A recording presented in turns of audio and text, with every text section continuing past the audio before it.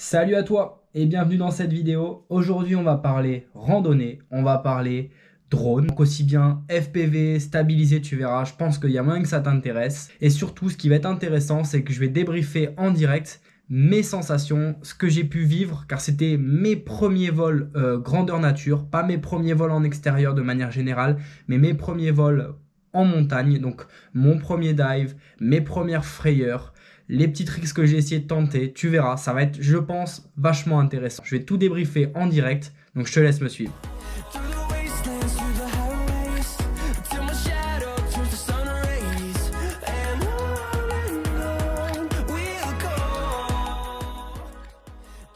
Déjà pour t'expliquer où est-ce que c'était, que tu contextualises un petit peu mieux, je suis parti un samedi avec un pote en Ariège, faire une randonnée près d'Auzade. Je sais pas si tu connais, je pourrais te mettre la trace. La randonnée s'appelle les étangs de Bassiès, donc c'est une randonnée qui est réputée parce qu'il y a là ces 3 étangs qui se succèdent, avec au bout un refuge. Autour, tu as différents pics, différents cols, c'est franchement à couper le souffle. La rando était magnifique, tu verras, les images sont vraiment cool. Donc on était parti pour une randonnée à peu près de 14-15 km, mais on avait décidé de rallonger un petit peu et d'aller un peu plus haut. Donc au final, on a fait, si je me trompe pas, 16 ou 17 km sur la journée, voilà, avec 1200 de dénivelé positif. Donc nous, ce qu'on avait prévu de faire, c'était de s'enquiller la montée bien correctement, histoire d'arriver de bonne heure le plus haut possible. Sur le chemin, du coup, quand on est arrivé, qu'on est passé devant ces étangs, déjà c'est magnifique.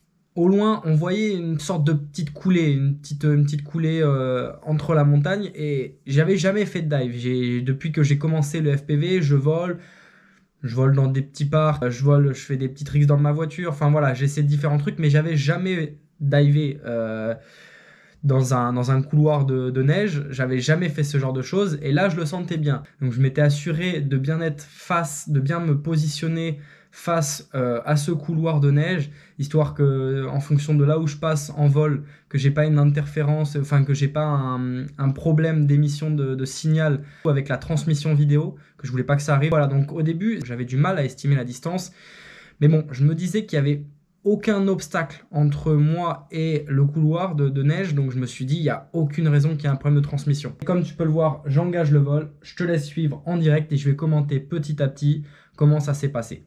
Pareil, en termes de tilt, je ne savais pas exactement ce que je devais mettre, donc j'avais mis un tilt assez imposant, assez important, mais je ne savais pas. Avec du recul, je pense que j'aurais dû mettre un peu plus, mais bon, ça allait très bien. Et je me dis, allez, je continue pas plus, je prends pas de risque parce que je sais pas trop, j'ai pas envie d'aller plus derrière. Là, j'engage le dive dès maintenant. Donc là, ça y est, je suis parti. Et là, sur le moment, les sensations que ça m'a procuré, c'était fou. J'avais jamais fait ça. J'étais, mais comme un fou.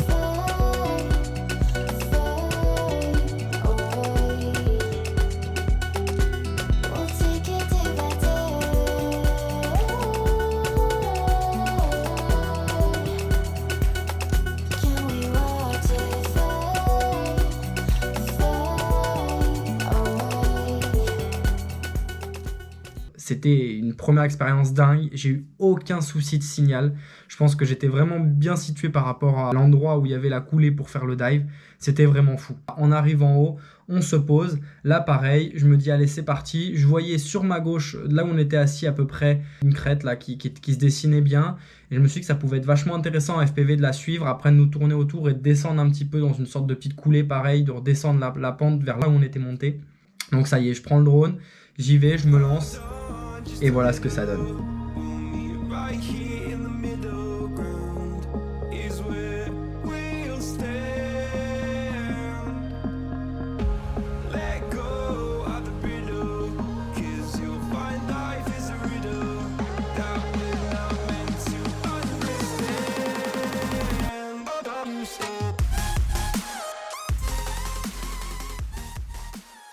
Donc là, pareil, un vol qui s'est relativement super bien passé.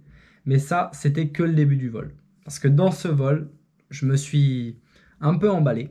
Je me suis dit, allez, là, j'avais vu une petite coulée. Je me suis dit, là, il y a moyen de refaire un truc sympa. Donc je me suis dit, j'y fonce. Sauf que le truc que j'ai pas spécifié, c'est que sur mon FPV, j'ai toujours pas installé de GPS. Je l'ai acheté, mais je l'ai toujours pas installé. Je me t'ai dit que c'était pas trop un gros problème pour cette première sortie en montagne, parce que voilà, j'avais prévu de rester à peu près autour de moi ou que la personne qui m'accompagne puisse voir le drone à vue au cas où s'il y a un problème. Sauf que là, en fait, j'ai complètement merdé. Là, je me suis lancé dans une coulée où en fait, je m'étais carrément trompé avec la vision large dans le masque. Je m'étais perdu, je pensais que j'étais dans une petite coulée qui était à côté de nous, sauf qu'en fait j'étais, je pense, 2 ou 3 petits éperons rocheux plus loin. Et en fait, la transmission de la radiocommande marchait super bien, mais la transmission des lunettes, à un moment, elle s'est mise à bugger, et là je me suis vu perdre le drone en fait, parce que j'avais pas de GPS, je savais pas où j'étais. Je me suis vu vraiment perdre le drone. Sauf qu'au final, j'ai eu de la chance, j'ai essayé de redresser par rapport à la dernière image que j'avais dans le masque et de mettre un coup de gaz. Heureusement, ça l'a fait, le drone il est reparti en l'air. Je sais pas par quel miracle, mais là sur ce moment-là, j'ai vraiment eu chaud. Et un apprentissage que j'en tire, c'est que vraiment, tant que j'ai pas de GPS, tant que même vous, si vous faites ça de votre côté, vous n'avez pas de GPS, à moins que vous êtes sûr à 10 000 que la connexion passe, tentez pas des trucs trop loin, des trucs trop fous, avec des obstacles qui peuvent interférer la transmission vidéo. La chose à retenir, c'est de pas tenter des trucs aussi fous, parce que surtout qu'au final, la vidéo, elle était pas folle. Il n'y avait aucun contenu spécial qui était...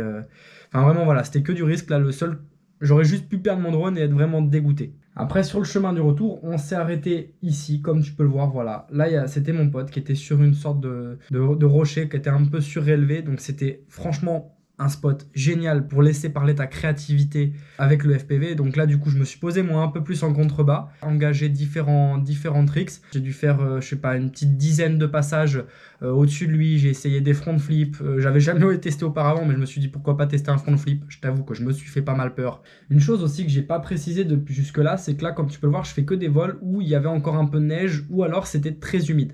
Donc pour l'atterrissage et le décollage, je l'avais pas prévu en fait au début. J'avais pas prévu qu'il y ait encore autant de neige quand on avait fait la rando. On s'était pas assez renseigné là-dessus. Et en fait, du coup, je me suis dit putain, comment je fais? Parce que pour atterrir, pour décoller, je peux le faire décoller dans ma main. Pour atterrir, je sais pas encore maîtriser le drone pour le récupérer ou le faire récupérer à mon pote. Ce que je faisais à chaque fois, c'est que j'identifiais soit un caillou qui était suffisamment large où je pouvais me poser aisément dessus, ou alors un petit buisson. Il y avait souvent un petit buisson à côté, et en fait, tout simplement, là, comme tu peux le voir, clac, je coupais les gaz, et puis je tombais sur ce petit buisson, à quoi j'étais à peine 10 cm de hauteur du buisson. On a continué à descendre, donc là voilà, c'était début d'après-midi, on descendait tranquillement. On s'est trouvé un nouveau spot que j'avais déjà repéré le matin.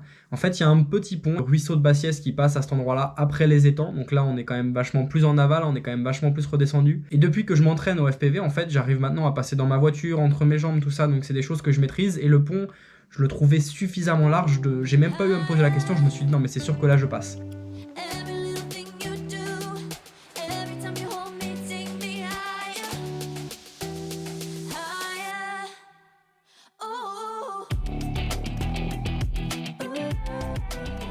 Donc tu vois, je me suis quand même pas mal éclaté sur tous ces plans. À chaque fois, franchement, ce que j'essayais de retenir, parce que voilà, j'avais pas de GPS, c'était garder un signal entre moi et le drone correct pour éviter un problème de transmission. Essayer de garder le drone à vue, voilà, si je l'ai pas fait une fois, on peut voir ce qui s'est passé. Là, je t'ai fait un petit débrief rapide de chaque plan, les uns après les autres. Mais maintenant, je te laisse regarder ce que ça donne quand on les met tous ensemble. C'est parti.